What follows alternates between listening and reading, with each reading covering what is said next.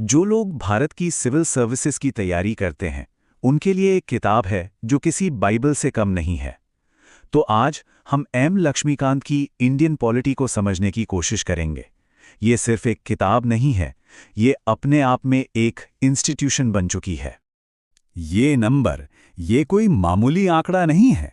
साल 2017 में यूपीएससी के प्रीलिम्स एग्जाम में इंडियन पॉलिटी और गवर्नेंस से इतने ही सवाल आए थे। अब इतने सारे सवालों का मतलब साफ है, अगर सफल होना है तो इस सब्जेक्ट पर पकड़ मजबूत होनी ही चाहिए। और इस बड़ी चुनौती से निपटने के लिए एस्पिरेंट्स ने सालों से एक ही किताब पर सबसे ज्यादा भरोसा किया है। एक एनालिसिस के मुताबिक पिछले 2 दशकों से ज्यादा समय से इस किताब का लगभग एक छत्रराज है। तो सबसे पहले ये समझना जरूरी है कि ये चैलेंज कितना बड़ा है। बात सिर्फ ढेर सारी जानकारी रटने की नहीं है, ये तो समझिए एक बहुत ऊंचे और मुश्किल पहाड़ पर चढ़ने जैसा है। देखिए, कामयाबी के लिए सिर्फ फैक्ट्स रट लेना काफी नहीं होता। एस्पिरेंट्स को संविधान की ऐतिहासिक नींव क्या थी, वो कैसे विकसित हुआ और उसका बेसिक स्ट्रक्चर क्या है, इसकी गहरी समझ होनी चाहिए। तो सवाल ये है कि लाखों स्टूडेंट्स इस पहाड़ को पार कैसे करते हैं? वो एक नक्शे का इस्तेमाल करते हैं, और दशकों से वो नक्शा रही है एम लक्ष्मीकांत की इंडियन पॉलिटी। इसकी कामयाबी का राज कुछ बहुत ही सीधी साधी बातों में छिपा है। पहली, मुश्किल से मुश्किल कॉन्सेप्ट्स को बहुत ही आसान भाषा में समझाया गया है। दूसरा, इसका स्ट्रक्चर पूरी तरह से एग्जाम पर फोकस्ड है। और तीसरा, इसे एक ऐसे एक्सपर्ट ने लिखा है जिन्हें सब्जेक्ट की गहरी समझ है। तो आखिर ये किताब इतने मुश्किल सब्जेक्ट को इतना आसान बनाती कैसे है? इसका जवाब छिपा है इसके स्ट्रक्चर में। इसका असली कमाल तो इसके ऑर्गेनाइजेशन में है, जो एक बहुत बड़े सब्जेक्ट को लॉजिकल और समझने लायक हिस्सों में तोड़ देता है। अब जरा देखिए, ये किताब कितने कमाल के तरीके से इंडियन गवर्नेंस को ऑर्गेनाइज करती है। ये इसे लॉजिकल हिस्सों में तोड़ देती है, संवैधानिक ढांचे जैसी बुनियाद से लेकर राजनीतिक गतिशीलता जैसे जटिल विषयों तक। चलिए, इसे और अच्छे से समझने के लिए एक बहुत ज़रूरी कॉन्सेप्ट को देखते हैं कि ये किताब उसे असल में समझाती कैसे है। एग्जाम्स में एक टॉपिक है जो बार बार आता है, बेसिक स्ट्रक्चर डॉक्ट्रिन। ये एक ऐसा कॉन्सेप्ट है जो हमारे संविधान में सीधे सीधे लिखा तो नहीं है, पर उसकी नींव का हिस्सा है। तो देखिए, ये किताब एक कॉम्प्लेक्स लीगल थ्योरी को एक सीधी साधी चेकलिस्ट में बदल देती है।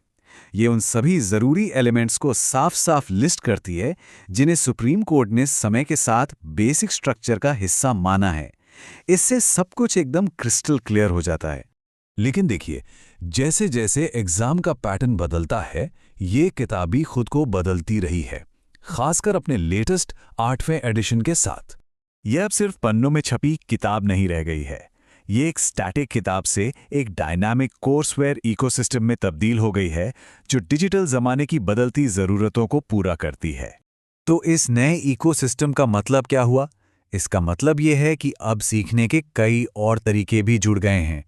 इसमें कॉन्सेप्ट्स को समझाने वाले वीडियोस हैं, प्रैक्टिस के लिए पिछले सालों के सॉल्व पेपर्स हैं, और सभी लेटेस्ट लीगल अपडेट्स भी शामिल हैं। मतलब तैयारी के लिए कंप्लीट सिस्टम। इस बदलाव ने लक्ष्मीकांत की किताब को सिर्फ एक रेफरेंस बुक से कहीं ज्यादा बना दिया है। ये अब हर एस्पिरेंट के लिए एक बेहद जरूरी संपत्ति बन गई है। जैसा कि एक एनालिसिस कहता है, ये किताब अब भारत के होने वाले सिविल सर्वेंट्स के लिए एक तरह से प्रोफेशनल करिकुलम ही बन गई है। तो कुल मिला के बात यह है कि इसका डिटेल्ड, एग्जाम फोकस्ड और सिस्टमैटिक अप्रोच इसे हर सीरियस एस्पिरेंट के लिए सफलता का एक बेहद ज़रूरी टूल बना देता है। और ये हमें एक बहुत बड़े सवाल पर लाकर छोड़ता है। जब कोई एक किताब किसी देश के एडमिनिस्ट्रेटर्स को तैयार करने की बुनियाद बन जाए, तो इसका सीखने और गवर्नेंस के भविष्य पर क्या असर पड़ता है? किसी भी देश की नींव क्या होती है, वहां के लोगों के लिए सबसे जरूरी दस्तावेज वो होता है उस देश का संविधान, यानी कि कॉन्स्टिट्यूशन। आज हम इसी सफर पर चलेंगे और जानेंगे कि भारत की ये किताब कैसे लिखी गई और वो कौन लोग थे जिन्होंने इसे लिखने में अपना सब कुछ लगा दिया। जरा सोचिए, साल था 1946। 30 करोड़ से ज्यादा लोग अनगिनत भाषाएं, अलग अलग धर्म और इन सब के लिए एक कानून की किताब लिखनी थी। ये सिर्फ एक चुनौती नहीं थी, ये एक बहुत बड़ा काम था जिससे एक नए देश का भविष्य लिखा जाना था। तो चलिए देखते हैं कि ये सब शुरू कैसे हुआ। हम 5 बहुत ज़रूरी पड़ावों से गुजरेंगे और समझेंगे कि भारत की संविधान सभा आखिर बनी कैसे। तो इस कहानी की शुरुआत कहाँ से हुई? इसकी शुरुआत हुई ब्रिटिश सरकार के एक खास प्लान से, जिसने आज़ादी की तरफ पहला बड़ा कदम तय किया। इस प्लान का नाम था कैबिनेट मिशन प्लान। इसको ऐसे समझ सकते हैं जैसे रेस शुरू होने से पहले जो सीटी बजती है ना, ये बिल्कुल वैसा ही था। इसी ने वो पूरा फ्रेमवर्क, वो पूरा ढांचा तैयार किया जिसके आधार पर संविधान लिखने वाली सभा बनाई जानी थी। अच्छा, तो प्लान तो आ गया, लेकिन इस इतने बड़े काम के लिए किन लोगों को चुना गया? कौन थे ये लोग? चलिए थोड़ा आंकड़ों पर गौर करते हैं। तो कैबिनेट मिशन ने कहा कि इस असेंबली में कुल 389 सदस्य होंगे। 389! सोचिए कितनी बड़ी बॉडी थी ये। लेकिन इतना बड़ा नंबर जरूरी भी था ताकि भारत की जो इतनी जबरदस्त विविधता है उसको रिप्रेजेंट किया जा सके। और ये 389 सीटें बांटी कैसे गईं? देखिए, कुछ सीटें ब्रिटिश इंडियन प्रोविंसेस के लिए, कुछ देशी रियासतों के लिए और कुछ चीफ कमिश्नर के प्रांतों के लिए। ये उस वक्त के भारत के पेचीदा राजनीतिक नक्शे को साफ दिखाता है। लेकिन सवाल यह है कि इन लोगों को चुना कैसे गया? क्या लोगों ने सीधे वोट किया था? नहीं, सिस्टम थोड़ा अलग था। ज्यादातर सदस्यों को प्रांतीय विधानसभाओं ने चुना था, यानी इनका चुनाव इनडायरेक्ट था। और जो देसी रियासतें थीं, वहां के प्रतिनिधियों को वहां के राजा महाराजाओं ने चुनकर भेजा था। हाँ, सिस्टम एकदम परफेक्ट नहीं था, लेकिन इसका मुख्य मकसद ये था कि भारत के हर समुदाय, हर हिस्से की आवाज इस सभा में शामिल हो। तो जब चुनाव हुए तो नतीजों से उस वक्त की राजनीतिक हवा का रुख साफ पता चल गया। भारतीय राष्ट्रीय कांग्रेस को सबसे ज्यादा 208 सीटें मिली और मुस्लिम लीग 73 सीटों के साथ दूसरे नंबर पर रही। लेकिन इन राजनीतिक नंबरों से भी ज्यादा जरूरी बात ये थी कि ये सभा कितनी विविध थी। सच में इसमें हिंदू, मुस्लिम, सिख, पारसी, एंग्लो इंडियन, भारतीय, ईसाई, अनुसूचित जाति, अनुसूचित जनजाति सभी के प्रतिनिधि थे। बस एक बहुत बड़े नेता इसका हिस्सा नहीं थे, और वो थे महात्मा गांधी। चलिए, अब सभा बन चुकी है। देखते हैं कि जब इसकी पहली बैठक हुई तो माहौल कैसा था और क्या हुआ। तो तारीख थी 9 दिसंबर 1946। संविधान सभा की पहली बैठक हुई, लेकिन शुरुआत में ही एक बहुत बड़ी रुकावट आ गई। मुस्लिम लीग ने इस बैठक का बहिष्कार कर दिया। क्यों?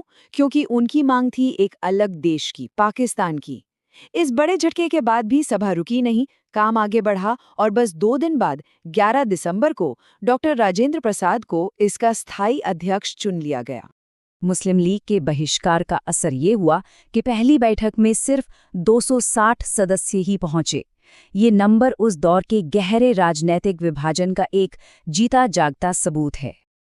अच्छा, तो सभा ने अपना काम शुरू कैसे किया? उन्होंने एक फ्रांसीसी परंपरा को अपनाया। उसके हिसाब से जो सबसे वरिष्ठ सदस्य थे, डॉक्टर सच्चिदानंद सिन्हा, उन्हें अस्थायी अध्यक्ष बनाया गया। और फिर जैसा हमने देखा, डॉक्टर राजेंद्र प्रसाद स्थायी अध्यक्ष बने। ये एक बहुत जरूरी कदम था आगे के लंबे सफर के लिए। तो सभा का ढांचा तैयार, नेतृत्व भी तैयार। अब वक्त था उस काम का जिसके लिए ये सब लोग इकट्ठा हुए थे। और ये काम क्या था? ये काम था एक आज़ाद, एकजुट और लोकतांत्रिक भारत के लिए एक संविधान, एक रूल बुक तैयार करना। एक ऐसा दस्तावेज जो आने वाले हिंदुस्तान की रूह बनने वाला था। और अंदाज़ा लगाइए ये काम कितना बड़ा था। इस पूरे प्रोसेस में, इस पूरे संविधान को लिखने में 2 साल, 11 महीने और 18 दिन लगे, लगभग 3 साल। तो सभा ने काम करना शुरू कर दिया है। लेकिन अब आगे क्या? किन मौलिक अधिकारों पर बहस होगी? सरकार का ढांचा कैसा होगा? देश के आदर्श क्या होंगे? ये आने वाले समय के सबसे बड़े सवाल थे, और इन्हीं सवालों ने भारत की किस्मत लिखी, इनके जवाब हम अगले हिस्से में ढूंढेंगे। अच्छा, आज हम एक ऐसी किताब की बात करने जा रहे हैं जिसे लोग इंडियन पॉलिटी की बाइबल तक कह देते हैं। सोचिए, दुनिया का सबसे लंबा, सबसे डिटेल्ड लिखा हुआ संविधान, उसमें मास्टरी कैसे की जाए? ये सवाल है ना, बड़ा सवाल है। और ये हर उस इंसान के दिमाग में घूमता है जो सिविल सर्विसेज की तैयारी कर रहा है या फिर बस हमारे पॉलिटिकल सिस्टम को गहराई से समझना चाहता है। वाकई ये एक बहुत बड़ी चुनौती है। लेकिन लाखों लोगों के लिए इस सवाल का जवाब सिर्फ एक ही गाइड के अंदर छिपा है। जी हाँ, एक ऐसी किताब जो न जाने कितने एस्पिरेंट्स के लिए कामयाबी का रास्ता बन चुकी है। तो ठीक है, सबसे पहले ये समझते हैं कि ये जो संवैधानिक चुनौती है, ये आखिर है क्या? मतलब कितनी बड़ी है ये चुनौती? अब देखिए, जब हम यूपीएससी चैलेंज की बात करते हैं तो सिलेबस अपने आप में एक समंदर जैसा है। प्रीलिम्स में देखिए, इंडियन पॉलिटी, गवर्नेंस, संविधान, पॉलिटिकल सिस्टम, पंचायती राज, राइट्स इश्यूज, मतलब सब कुछ। और फिर मेंस में तो और भी गहराई में जाना पड़ता है। वहाँ भारतीय संविधान के ऐतिहासिक आधार, उसका विकास, उसकी खासियतें, संशोधन, जरूरी प्रावधान और हाँ, बेसिक स्ट्रक्चर। कहने का मतलब ये है कि सिर्फ ये जानना काफ़ी नहीं कि आर्टिकल 14 क्या है। आपको ये भी समझना होगा कि वो क्यों है, कैसे बना और आज के टाइम में उसकी क्या अहमियत है। तो साफ है, ये रट्टा मारने वाला खेल तो बिल्कुल नहीं है। तो सवाल उठता है, इस समंदर को पार कैसे करें? भाई, यहीं पर आती है एम लक्ष्मीकांत की इंडियन पॉलिटी, जो एक गाइड की तरह, एक भरोसेमंद जहाज की तरह काम करती है। और देखिए, ये सिर्फ कोई किताब नहीं है, ये अपने आप में एक अथॉरिटेटिव गाइड है। चाहे सिविल सर्विसेज के एस्पिरेंट्स हों या पॉलिटिकल साइंस के स्टूडेंट्स, ये किताब भारतीय लोकतंत्र की पूरी वर्किंग को, उसकी एक एक परत को खोलकर समझाती है। तो आखिर ये किताब इतनी खास क्यों है? क्यों हर कोई इसी की बात करता है? देखिए, सबसे पहली बात तो ये कि इसे लिखा है एम लक्ष्मीकांत ने, जो खुद एक आईएएस कोचिंग एकेडमी के डायरेक्टर रह चुके हैं, तो उन्हें पता है कि एक एस्पिरेंट को क्या चाहिए। दूसरी बात, इसमें सब कुछ कवर होता है, संविधान, पॉलिटिकल सिस्टम, आज के मुद्दे, सब कुछ। और भाषा इतनी सिंपल कि मुश्किल से मुश्किल कॉन्सेप्ट भी आसानी से समझ आ जाते हैं। और सबसे ज़रूरी बात, ये पूरी तरह से एग्जाम को ध्यान में रखकर डिज़ाइन की गई है, प्रीलिम्स और मेंस दोनों के लिए। तो सवाल यही उठता है कि आखिर ये किताब इतने कॉम्प्लेक्स सब्जेक्ट को इतना आसान बना कैसे देती है? इसका जो सीक्रेट है ना, वो इसके स्ट्रक्चर में है, इसके ब्लूप्रिंट में। अब जरा इस टेबल को देखिए, किताब को कितने लॉजिकल पार्ट्स में बांटा गया है। पार्ट 1 में आपको मिलेगा संवैधानिक ढांचा, मतलब बिल्कुल बेसिक फाउंडेशन। फिर पार्ट 2 में सरकार का सिस्टम कैसा है, उसके बाद केंद्र सरकार, फिर राज्य सरकार, फिर लोकल गवर्नमेंट, और ऐसे ही आगे बढ़ते बढ़ते संवैधानिक निकाय, और आखिर में पॉलिटिकल डायनामिक्स तक पहुंचते हैं। मतलब ये एक एक करके आपकी समझ को बनाती है, जैसे एक एक ईंट जोड़कर पूरी इमारत खड़ी होती है। तो समझिए, ये किताब आपको एक सफ़र पर ले जाती है, हमारे संविधान की ऐतिहासिक नींव से लेकर आज की पॉलिटिक्स में जो कुछ भी हो रहा है वहाँ तक। ये बस चैप्टर्स का एक कलेक्शन नहीं है, बल्कि एक बिल्कुल क्लियर रोड मैप है। अच्छा, अब ज़रा किताब के अंदर की एक झलक देखते हैं कि ये असल में मुश्किल चीज़ों को समझाती कैसे है। ये एक क्लासिक एग्जाम्पल है, हमारे संविधान का नेचर कैसा है। क्या वो पूरी तरह से फेडरल है जैसे अमेरिका, या पूरी तरह से यूनिटरी जैसे ब्रिटेन? नहीं, हमारा संविधान दोनों का मिक्सचर है। अब देखिए, लक्ष्मीकांत की किताब इसे कैसे समझाती है। एक तरफ वो संघीय विशेषताएं बताती है, जैसे दोहरी राजनीति है, लिखित संविधान है, शक्तियों का बंटवारा है। और दूसरी तरफ एकात्मक यानी नॉन फेडरल विशेषताएं, जैसे मजबूत केंद्र, एक ही संविधान, सिंगल सिटीजनशिप और केंद्र का गवर्नर को अपॉइंट करना। जब आप इन दोनों को आमने सामने देखते हैं ना, तो पिक्चर एकदम क्लियर हो जाती है। समझ आ जाता है कि राज्यों को पावर तो दी है, पर देश की एकता के लिए सेंटर को मजबूत रखा गया है। अब एक और बहुत ही जरूरी कॉन्सेप्ट को समझते हैं, basic structure of the constitution, यानी संविधान की मूल संरचना। ये सिर्फ एक किताबी परिभाषा नहीं है। समझिए कि ये सुप्रीम कोर्ट का बनाया हुआ एक ऐसा सुरक्षा कवच है जो हमारे संविधान की आत्मा को बचाता है। इसका सीधा सा मतलब ये है कि संसद संविधान को अमेंड तो कर सकती है, उसमें बदलाव ला सकती है, लेकिन उसकी जो बिल्कुल बुनियादी नींव है उससे नहीं बदल सकती।